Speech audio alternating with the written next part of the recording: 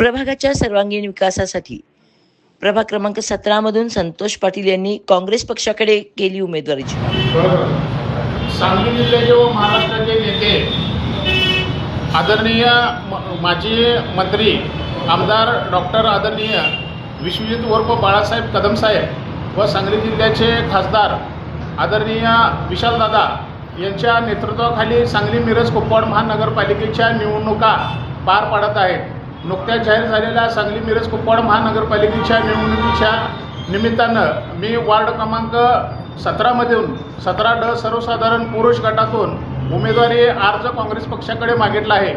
मी गेले 20 ते 25 वर्ष झालं काँग्रेस पक्षाचं निष्ठावंत म्हणून काँग्रेस पक्षाच्या विचारांना मी काम करत आहोत। भविष्य काळामध्ये मी वार्ड क्रमांक 17 मधून आज काँग्रेस पक्षाकडे रितसर अर्ज भरलेला आहे व काँग्रेस पक्षाकडे मागणी केलेली आहे की मला वार्ड क्रमांक 17 मधून उमेदवारी द्यावी।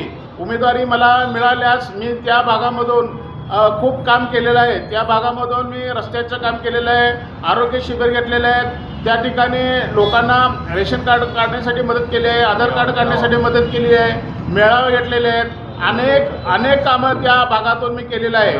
तरी मला असं वाटतं की या सांगली मिरज कुपवाड महानगरपालिकेच्या वार्ड क्रमांक 17 मधून एक बहुजन चेहरा म्हणून काँग्रेस पक्षानं माझ्याकडे बघावं आणि मला त्या भागातून उमेदवारी द्यावी। मी आज रितसर काँग्रेस पक्षाकडे अर्ज भरलेला आहे, मागणी केलेली आहे। मला विश्वास आहे की या सांगली शहरामध्ये जे काँग्रेस पक्षाचं विचाराचे जे लोक आहेत त्यांना काँग्रेस पक्ष तिकीट देईल, त्यामध्ये माझंही नाव येईल असं मला आशा आहे व काँग्रेस पक्षानं मला उमेदवारी द्यावी माझा विचार करून धन्यवाद।